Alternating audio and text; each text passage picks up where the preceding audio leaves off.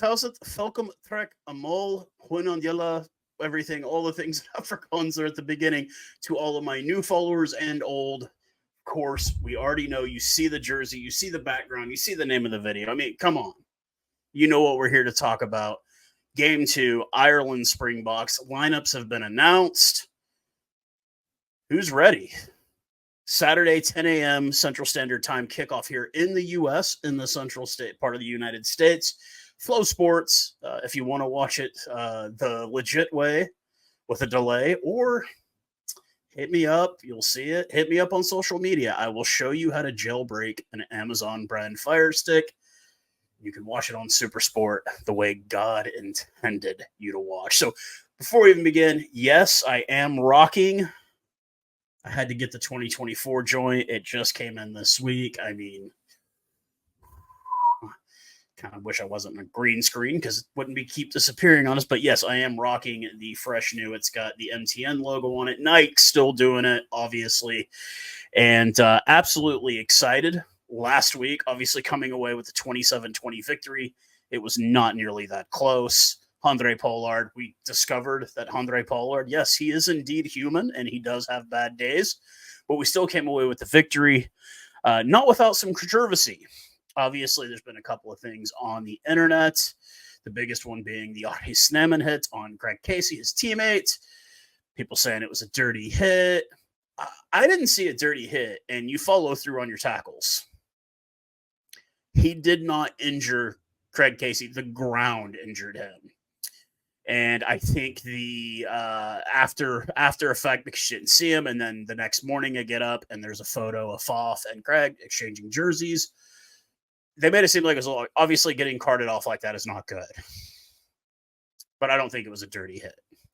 Now, I saw a lot of things. I didn't bring it up in the post-game video, but Ireland got away with murder at the breakdown. We saw it time and time again.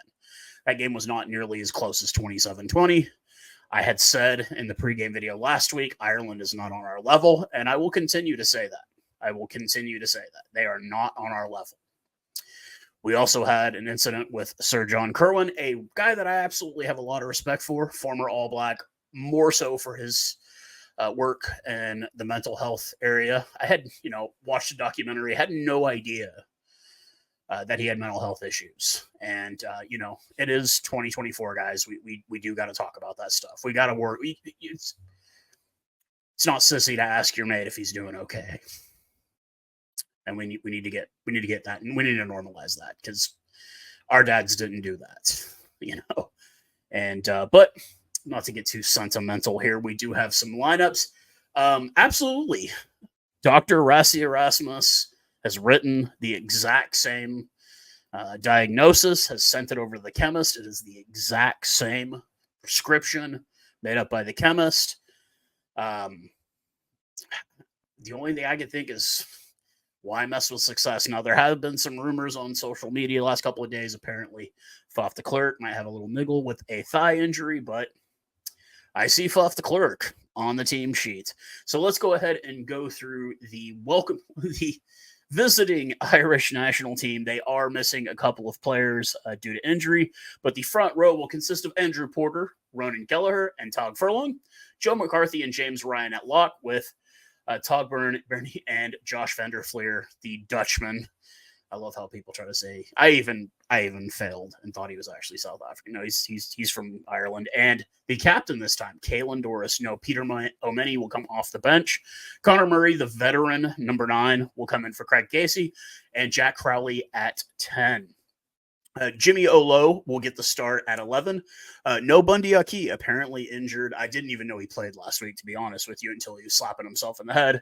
And Gary Ringrose will make up the center combo with Calvin Nash at 14. And a guy I did speak highly of for the Irish, Jamie Osborne at 15. That kid's going to be good. He just needs time. Front row replacements will be Herring, Healy, and Finley Beelum, with Ryan Baird, I believe, being the lock replacement and or flanker. I think he's more of a flanker, and Peter O'Meny. Colin Blade and Kieran Frawley and Stuart McCloskey rounding out the replacement players. So I'm going to say the same thing that I said last week. These guys are not on our level. I think we absolutely smashed them in this game. I had done a couple of other podcasts. My podcast that I do with my bro Pierre and Boksburg there. We had said that like this first game we wanted them to look like Jesse Creel did in the semifinal. We wanted him to have we wanted them to walk away with wounds. I think we accomplished that. We overpowered them physically. They were never on their game. Those 2 tries scored at the end of the game were kind of gimmies. We took Jimmy Olo, the supposed All Black that got away. He was never going to be an All Black, and made him a non-factor. He screwed up so much last week. We obviously saw a completely different offensive scheme. You saw Peter Steph Toy making some deep runs. I'd gotten used to seeing C out wide, but now you see Peter Steph out wide. It's almost like a spread offense in American football, if I'm using American football terms, a spread offense. It's very, very wide. It's very free-flowing, and I like it. We let our forwards do the work. They do what they do, and they do what they do well. And we let our speedy backs. I mean, we've got Cheslin Colby, Kurt Leorenza. We've got speed. Jesse Creel, a guy who I was easily done with a year ago. Where does he come from? Like, he has found a completely different level in the last, 6, 7, 8 months. And I'm loving it. We were worried about Lucan Yohan. We lost him at the peak. He got injured. He's still trying to battle back. But right now, that 13 jersey is Jesse Creel's. That's who that jersey belongs to right now. Damian Dialende and Jesse work so well as a combo pairing, and they work out wide with the wings really good. Both of them do. It's a beautiful setup. It's a beautiful offense. I know that it is an offense probably more catering to, a Manny Libok type or a Sasha Feinberg, which I really hope they bring Sasha on at the 50th minute. I want to see what Sasha looks like with this offense. Andre Pollard is a great, great 10, but with an offense like this, you need an attacking 10. You need a Manny Libok type. Manny Libok on an offense like this would be amazing. And I will admit that 100%. This is an offense that Manny Libok would thrive in. And just wait until we get Damian Valemza back. We're going to be running up 40 and 50 points pretty easily, guys. A flowing offense like that with Damian Valemza at 15, dude, it's not going to be a matter of when. It's going to be, how soon. Be more how, but more of when, I guess. But I'm liking what I'm seeing. I think Springbok fans are liking what we're seeing. Now, obviously, we did have the unfortunate exit of the U20 box out of the U20s Cup. I think I think I pissed off a few people on TikTok with, the most search thing on Google in Ireland was, what's a semifinal? It was a jab at them. I know they've done well. I don't think this is indicative of, the Springboks future, not by any means. If you want a good look at the future of Springbok rugby, go watch Craven Week. That's pretty damn entertaining. But like I said, I predict an even bigger victory this week. I just don't see anything on Ireland, and despite the excuses that they're already making, if we had Gibson no, you wouldn't. We won a World Cup without the best hooker in the world. One player does not make or break a team. What makes great teams is that it's everybody contributes. And even in an offense the way we're doing in the forwards, everybody is contributing. Everybody has to be on their A game for it to work. It's plain and simple. Springbok rugby right now is the innovator. I brought up John Kerwin and kind of forgot what it was, but he was talking about how boring our game was and how bad it was. And a week later, while he's saying that, you've got Mills kind of doing this like, dude, you're going to end up eating your words, man. We saw how the All Blacks played against England. They're playing our old style. We're already reinventing it. To quote a conversation I had with buddy Shane today, Rossi and the Springboks was a shotgun wedding. The honeymoon came a lot quicker than we thought because he won a World Cup in 2019.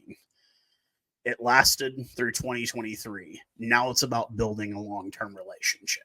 And that's what Rassi is doing right now. We're changing. They wanted to change the rules to give everyone a chance, so we're changing the game.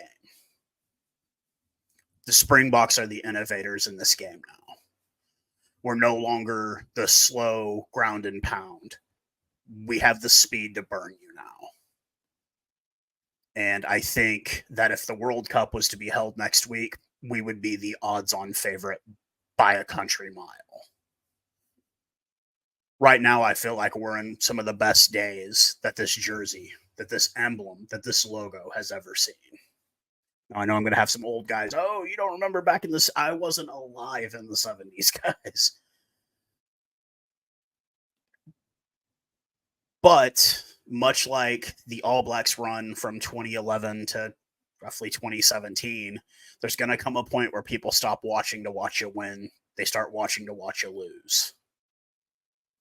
We're not quite at that point yet, but it's going to happen. And when it does, those of us who are faithful to this jersey, faithful to this team, and faithful to this coach, that's when we're really going to have to rally around and show that we are the best team in the world. This is the best team in the world, not just in the Southern Hemisphere, the world. What I mean by that is the Rugby Championship. We need dominance. Our Northern Tour, we need dominance. We need to set the precedent that when you step to this jersey, you're stepping to the best.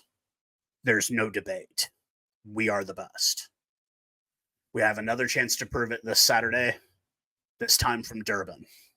We're the best. They are not on our level. They are not on our level. That is the 3 teams they have a winning record against that are Tier 1 teams. They are not on our level. Ireland does not even belong on the field with us. They are slightly better historically than Italy. They're not on our level. They don't have the pedigree that we have. They don't have the team that we have. They're not. We are the best team in the world. They're good in Europe. That's it. The end. We have to prove that this Saturday, that we are the best team, unquestionably, on the entire planet. We proved it with a World Cup championship, but there are still doubters. We need to silence the doubters. Every game is a chance to silence the doubters going forward. And that's what we need to do. So I hope everybody, look, I went ahead. I got a Weber. Guys. I've got a really, really nice cut of boerewors. I've got some pop. I've got some onion and tomato relish. That only spells one thing for South Africans, and that spells Braai, the braai. That's what's happening. The braai is happening this Saturday. So wherever you're at, you guys let me know in the comment section what you think, how you feel about this game. I think it's a wash. I think we absolutely dominate. I don't think Ireland stands a chance. They're simply not on our level. But you let me know what you think in the comment section. And yeah, we'll be doing a post game. I might have a guest on my post game. I am going to be going live for this game, obviously, right here on YouTube. Come and hang out with me. I will have a guest with me during the game. So you guys come out wherever you're at. If you're in the Western Cape right now and you're dealing with flooding, my positive vibes are with you. I'm not a praying man. I'm sorry. But if you're in the Western Cape, stay dry, stay warm, keep positive about it. If you're a praying person, pray. This is not a good situation with the flooding that's going on. And I remember it not too long ago in the KZN when they were having flooding there. Wintertime is crazy in South Africa as it is here in North Texas. So, keep the positivity, guys. And let's do what we need to do on Saturday and prove to the world and silence the doubters. We are the number 1 team in the world. We are a 4-time World Cup champion. Let's continue that legacy on Saturday. Cheers, guys.